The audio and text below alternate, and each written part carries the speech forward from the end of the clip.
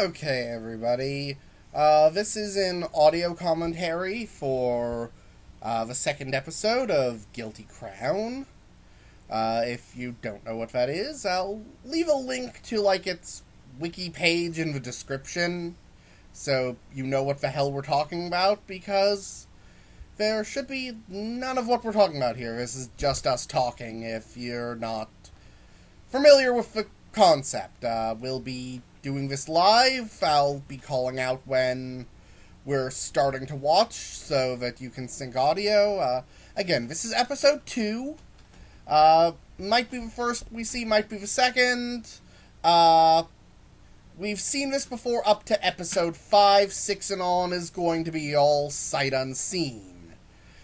We think this show is worth snarking at the very least. It's 24 episodes and we're only 6 in, so I can't say about whether or not it's worth watching, but it's clearly worth snarking at. So that's what we're gonna do in 3, 2, 1, go. We're back where we left off with breathing Standing heavily in amidst the front of flames. the fire. You know what? This show is made of elemental cliché, but some of those clichés are freaking cool. Yeah, so Matrix rules. If Yeah. your robot's damaged, you get backlash damage. Yeah. And Apparently you're a Schnee, Harry. more random references. 2 and 1. So lots of Missiles and magic glyphs. Oh, now we get the opening this time. Yeah, this is the intro song. Yeah, I'll be honest, I actually do kind of like this opening. It's not, the greatest. This is no Light My Fire or Kiss of Death or Cruel Angel's Thesis or Hacking to the Gate, but it's fine. Or, from Brunhilde. Oh yeah, Ejected. The catchiest intro that doesn't have any lyrics. It's just music. But it's somehow really catchy. It's impressive. Yeah, I'd say we do Brunhilde sometime, but there's gonna be a review of that. It's not snark bait. No, it really isn't. I'm sure you could find something to snark about if you tried really hard. If you tried hard and, pre-wrote a little comedy, you could do it with anything. You really could. But this just inspired us to snark naturally, so... Yeah, just because as you're watching the opening along, you can probably tell this is going to be cliched as hell. And again, that can be fun at times. But it's still... And that can be even more fun to make fun of at times. Yeah, as writers, we have a tendency to point out overused tropes. Yeah. We're the kind of people who use the word trope.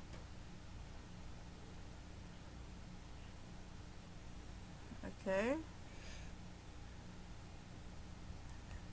Guy has, high levels of just as planned.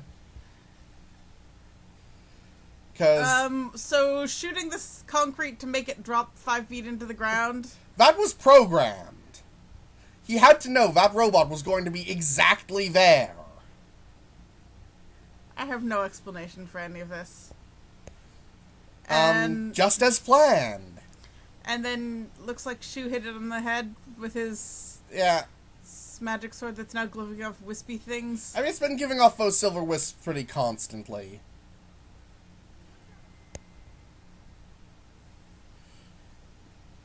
Wop, wop, wop, wop. I'm pretty sure that unfolding is meant to be reminiscent of a DNA. Double helix, yeah. It's not exactly subtle in that. But it's not as blatant as it could be. No, it would need more doves for that.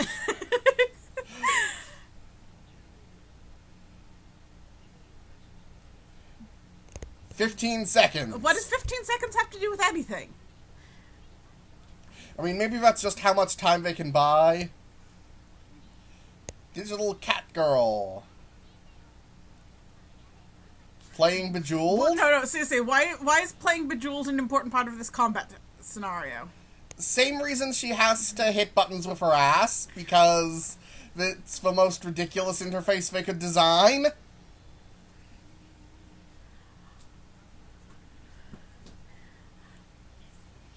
Oh yeah, now we've got our crazy degenerate villain. I mean, we don't technically know that yet, but he's blonde and he's smirking. We singing along, talking about being glad he rushed over. I mean... Sever connection before you get bisected. Yeah. We don't strictly know yet if anyone can die from the big robot being overloaded. Now we have the confirmation that he's a crazy. Yeah, but you can clearly get hurt. Mm-hmm.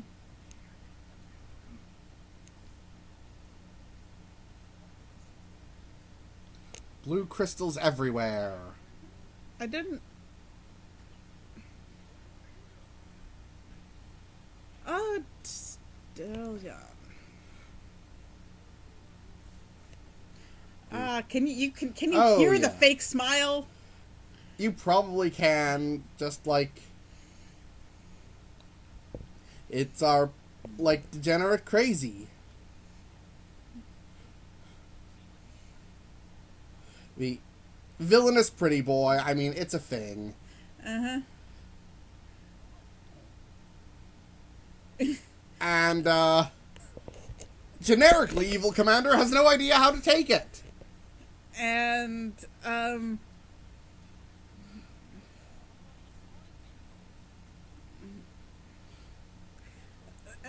you're just a dickweed. I mean, that's kind of expected. He's all bugging his eyes out. I mean, beyond... Grinning crazily. Beyond even the normal psychopath stuff. I mean, he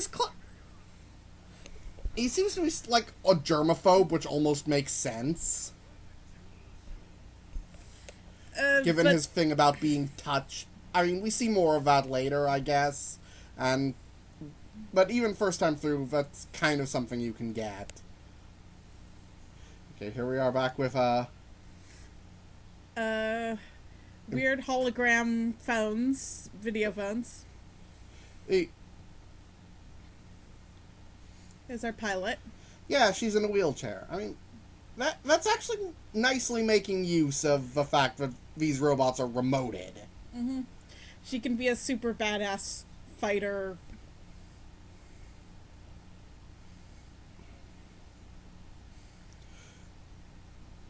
And I do like this interaction. Yeah, it is a good interaction, but it's sort of it is. Guy always does feel just a little manipulative. At the same time, that did feel genuine enough to me. Yeah, enough. When that's one of the few interactions we've got out of him. That's not with our lead and Inori.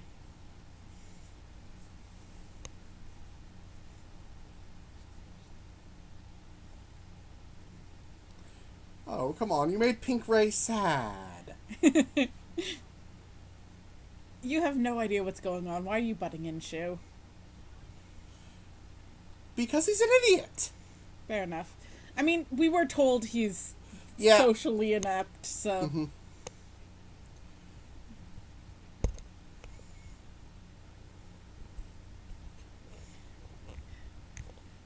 You have failed. And presumably that's not something that can be reversed. Yeah, I mean... If there was an easy... You know, if it was supposed to be for your use, why didn't you get it from him while you were in the same place at the same time, and he had the thing? Like, seriously. Yes, but clearly it can't be easily removed, if at all. Of course not. I mean, it's like... I'm assuming that they're actually going to use the fact that this is bio-super science and have it be a genetic augment. Anyway, they're explaining voids. So people have these shapes inside them and he can draw them out and use them as weapons. Yeah.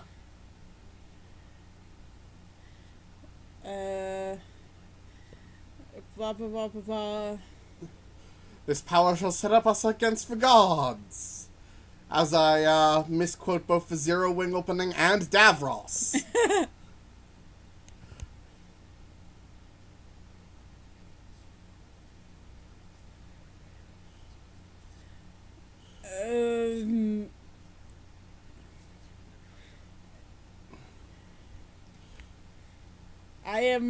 I know everything, and you. Yeah, I'm going to give you. I'm the all-knowing, angry, badass. I'm jerk-ass Morpheus.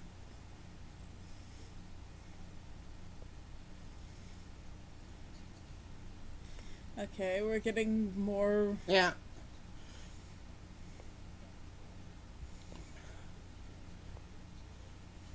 Beep. Kill 'em all, Daryl. That sounds about... Yeah. About average. That makes sense later.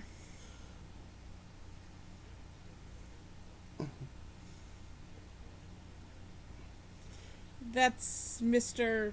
Never tell me the odds. Frankly... Everything goes according to my plan.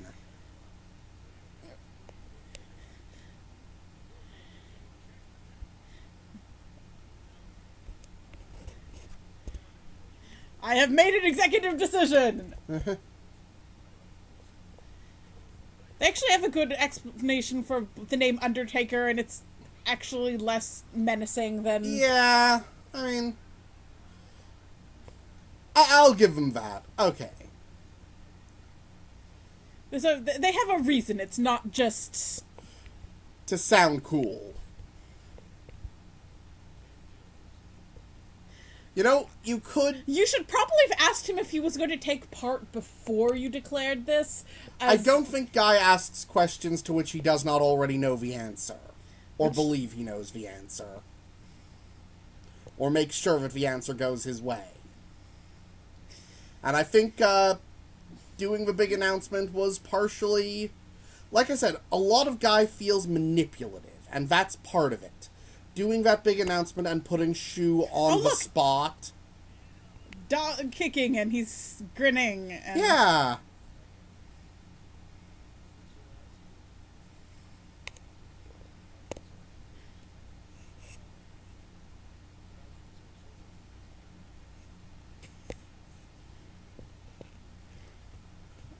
The general rules. The cops can and will kill anyone at any time.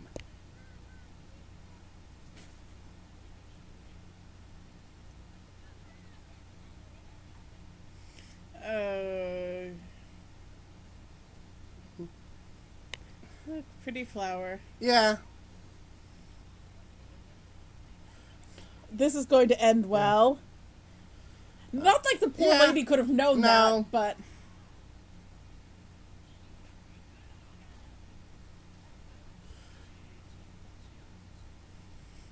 As I mentioned, yeah, kind of seems to have a germaphobe theme going with his flip-outs, but... He's also just a psychopath, so... Yeah. I mean, they're all psychopaths. Yeah. That's... It wasn't even him giving the kill them all order. It was other guy.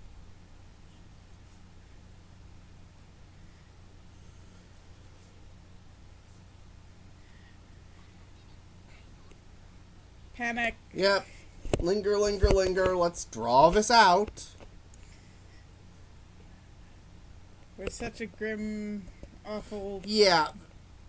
It's the... There is the thing that this show seems to think that the more harshness they show, the better the show is. So, yeah, we had about, like, half a dozen or so civilians brutally executed because... Guy wanted to wait a couple more seconds. Because everything needs to go just as planned.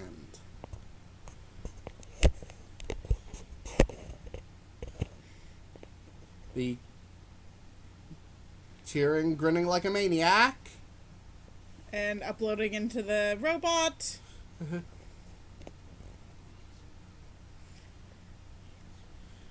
And now we actually get told the plan, which is this is the appropriate time.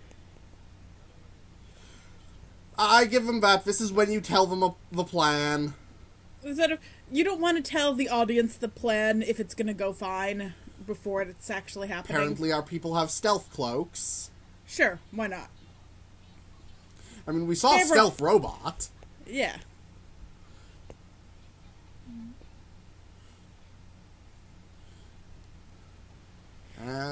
Tiny baby robots. Yep. I wonder what the purpose of tiny... I wonder how hard it is to control a bunch of tiny baby robots. Because the implication was that Aya was controlling all of them. Yeah. But not that it would be anything necessarily super exceptional for her, but then again, she's exceptional. It's still a sort of interesting... question. This isn't quite the one-to-one.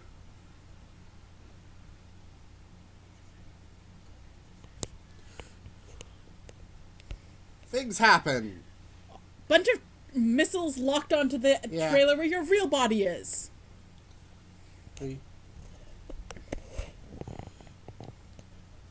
Guy has infinite ability to set these things up.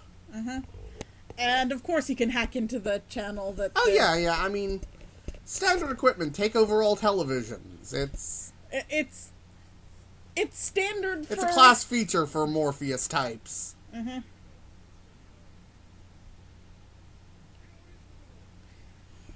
I mean, to be fair, given that these are government organizations, these are technically correct in calling the rebels terrorists. Yeah.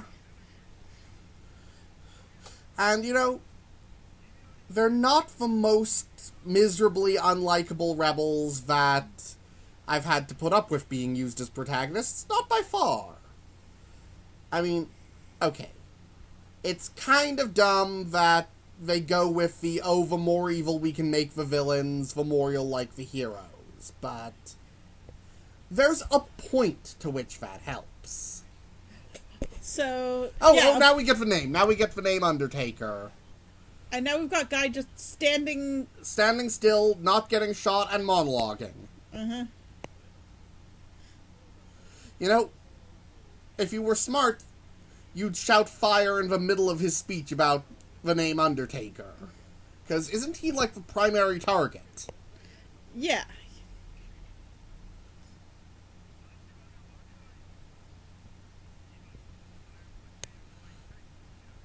Then we're just letting him monologue and debating... Oh, right. They do need to get the Void Genome Right. back. They do know that.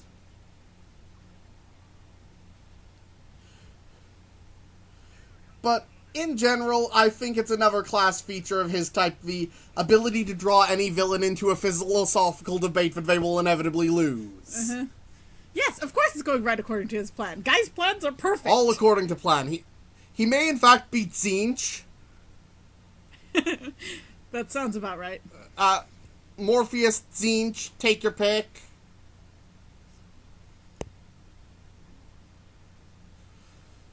Okay.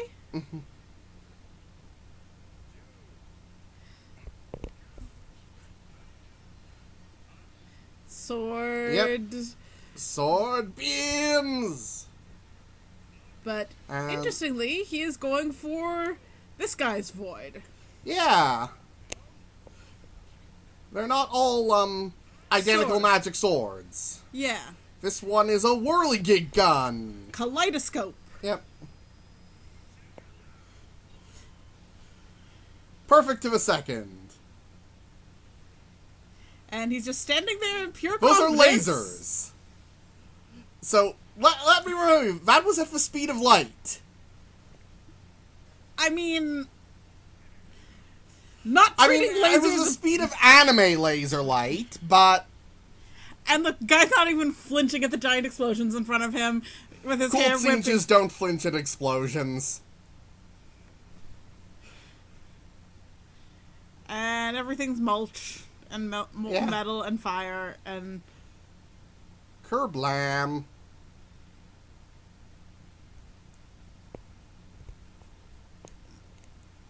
Clearly he has some sort of instinctual understanding how to use those voids, because Kaleidoscope doesn't seem like it would have been the easiest thing to... I mean, required secondary powers.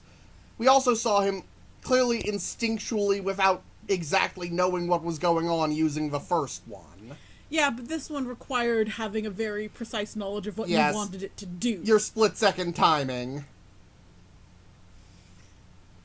And now we have peaceful pan over the city.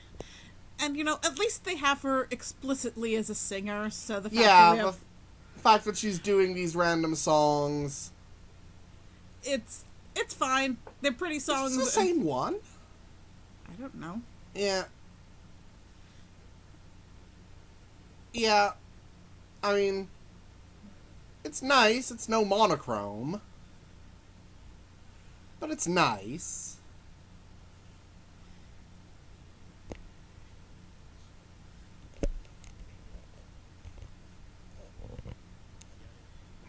There's a lot of things that you need him for, so... Yeah, I mean... Offering him a choice is fairly perfunctory, and he should have realized that. But... we find out fairly... in about... Yeah, like another that's the 30... stinger for the episode, is the... What would have happened if I'd taken his hand? Probably the same thing that happened without it, just, a couple days earlier. You're such an idiot. Yeah. You can't really escape the plot, especially not when your quest giver is Tzeentch. Oh, look, it's a transfer student. Let's check another anime cliche box.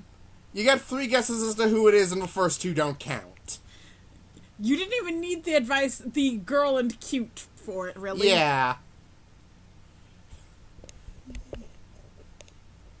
We wish it was a joke main character.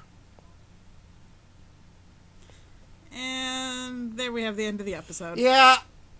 Oh, look, it's the same end credits as last time, so, do you have anything more to say about episode 2? Just sort of the... I've always been kind of curious about how much transfer students are actually a thing versus how much they're just a trope for the purpose of storytelling. Yeah, almost every class in an anime gets a transfer student at some point, but is this because there's a decent chance you'll get a transfer if you're in Japanese high school, or is this just because Haruhi wills it? Let's go with Haruhi wills it. Haruhi wills it, and probably wills us to stop now because we're boring her. Bye!